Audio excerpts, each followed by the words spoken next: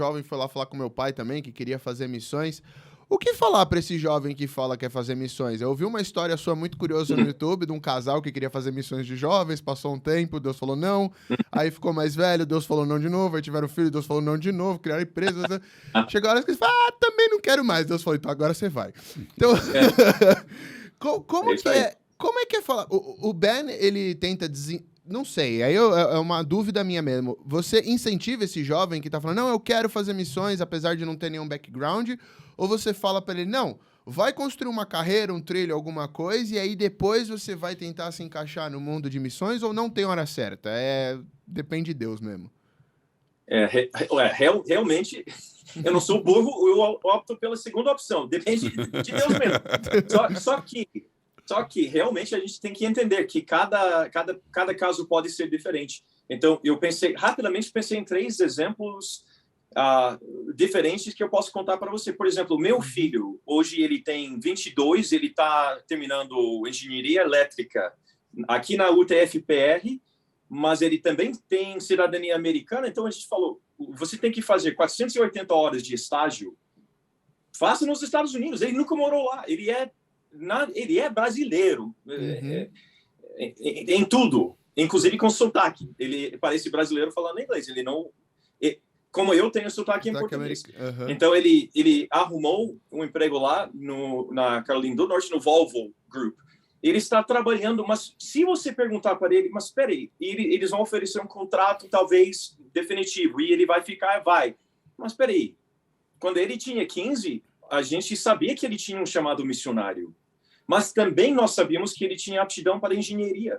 Então, a gente nunca falou para ele, e ele nunca falou, ou eu vou ser engenheiro, ou eu vou ser missionário. Ele sempre falou, eu vou ser engenheiro para que eu possa ser missionário em qualquer lugar do mundo.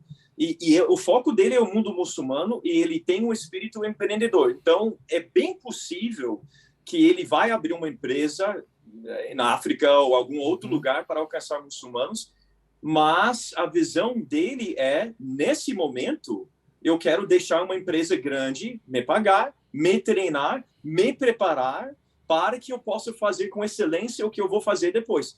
E a gente apoia isso. Quando eu tinha a idade dele, quando eu tinha 20, eu cofundei uma agência missionária.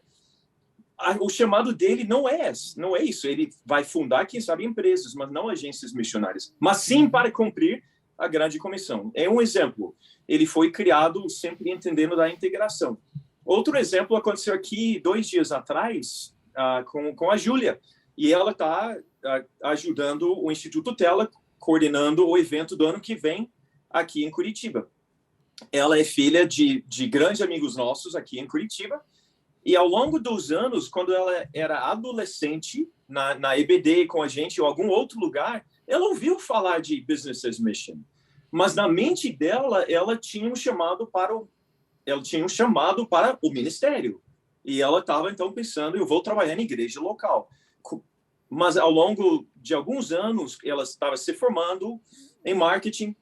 E eu falei, Júlia, vem falar com fulano de tal, que tem um startup aqui em Curitiba. É uma empresa, é uma empresa do reino, mas há uma diferença. Mas está indo nessa direção também de ser internacional e de fazer missões transculturais. Vem trabalhar aqui. E ela foi trabalhar e na prática ela começou a entender, faz muito sentido para mim. Então, na terça, faz acho que mais de um ano que eu não vejo ela me deu um abraço e ela falou, e eu entendo agora o meu chamado, eu vou cumprir meu chamado. Sim, o chamado não mudou, mas através dos negócios, eu estou tão feliz. E ela falou, e é por causa ela falou por causa de mim, não é por causa de mim, é por causa de Deus, mas é por causa dessa visão de que o chamado é real, é para todos nós de alguma forma e pode ser cumprido através de qualquer atividade lícita. Então, eu tinha outro exemplo, talvez eu conto mais tarde, eu não quero monopolizar a nossa conversa. Fica à vontade. Não, você estava falando dos exemplos, eu lembrei, eu já contei aqui, não vou contar de novo, mas eu também tenho uma história parecida entre falar que eu vou ser missionário, eu neguei isso veementemente, falei, jamais!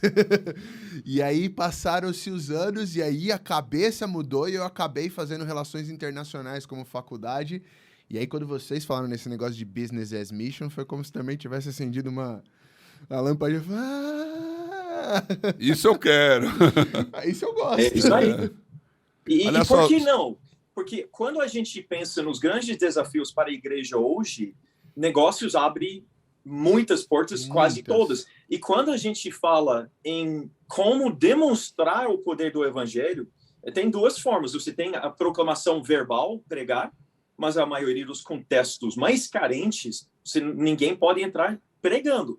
Mas você entra proclamando ou anunciando, não só verbalmente, mas através, Mateus 5,16, que a nossa luz vai brilhar tanto que as pessoas vão ver o nosso Pai e dar glória a Ele, através das nossas boas obras. A ideia é essa. Então, através dos negócios, inclusive aquela história que você estava lembrando, falou André, pessoas que conseguiram, como engenheiro e professor, entrarem num contexto fechado ao Evangelho e ver transformação incrível, não só na vida de uma pessoa, mas numa cidade, por causa do fato deles terem trabalhado como excelentes profissionais, buscando, sim, transformação espiritual, mas também o econômico, social e ecológico.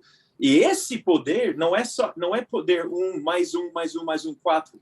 É exponencial a multiplicação, a visibilidade do poder do evangelho quando você vai agregando. É isso que acontece. Então, por que nós não estamos insistindo com adolescentes e jovens profissionais? Por favor, não sejam pastores em igrejas locais, não sejam missionários do modelo convencional, a não ser que Deus deixe isso muito claro para você. O melhor investimento da sua vida seja empresário, seja professor, seja advogado, seja engenheiro, seja qualquer... E vai invadindo aquele espaço escuro onde Deus te manda, levando as boas novas em todos os sentidos para aquele contexto. Ou seja, usar o business como desculpa para fazer a missão. O business é o cartão de entrada da missão. Porque eu senti muito isso quando eu estava morando nos Estados Unidos. Quando eu não estava trabalhando, eu tinha muita falta de contato com as pessoas. Porque eu estava só estudando, tinha contato com os internacionais da universidade. Mas na hora que eu comecei a trabalhar, me deu um acesso, o cartão de visitas para você entrar em ambientes e conversar com pessoas que sem o trabalho você não teria, né? Te abre um leque de opções que o profissional te abre um leque de opções que a missão não abre. E aí depois que essas opções estão abertas, você começa a trabalhar com a missão. Então é mais ou menos essa a lógica do BAM. Sim, só que eu não sei se o fato de eu não falar português como língua mãe ou não, eu não gosto muito da palavra desculpa, porque quando a gente fala de negócios como desculpa para fazer missões, tem muitos que têm feito isso, mas que estão, no final da história, estão mentindo. Eles entram, por exemplo, num certo país com visto de empresário ou de negócios, como desculpa para estar no país, mas não fazem negócios. E não existe... As pessoas, mesmo as pessoas humildes e simples, não são burras. Elas vão saber que alguma coisa está errada aqui. Parece que você está mentindo, não tenho certeza, mas eu não quero saber de você. Então, por que abrir mão do poder que vem junto fazendo negócios? E faça mesmo. Então, você falou certo, eu sei que você falou certo. Eu só queria deixar claro que... Sim. Desculpa, não. É muito bom. Eu queria usar desculpa como... Eu queria usar desculpa como um icebreaker, assim, sabe, na conversa, quando você quebra o gelo. Então, o negócio é a porta de entrada para fazer missões. Perfeito. Era isso que eu queria dizer. Não, mas eu acho que o ponto do João aqui é importante também, porque... É importante que ele falou. Sim. Porque é vida integral. Quer dizer, quando você descobre que Deus tem um propósito, não é assim, agora eu estou no modo evangelista e eu vou então montar um negócio para evangelizar aquele cara. Eu sou cristão e eu estou fazendo vontade de Deus na minha vida, e a minha vontade de Deus na minha vida é empreender, se for esse o caso. E ao fazer isso, eu vou falar com todo mundo de Deus e o meu negócio vai refletir a glória de Deus.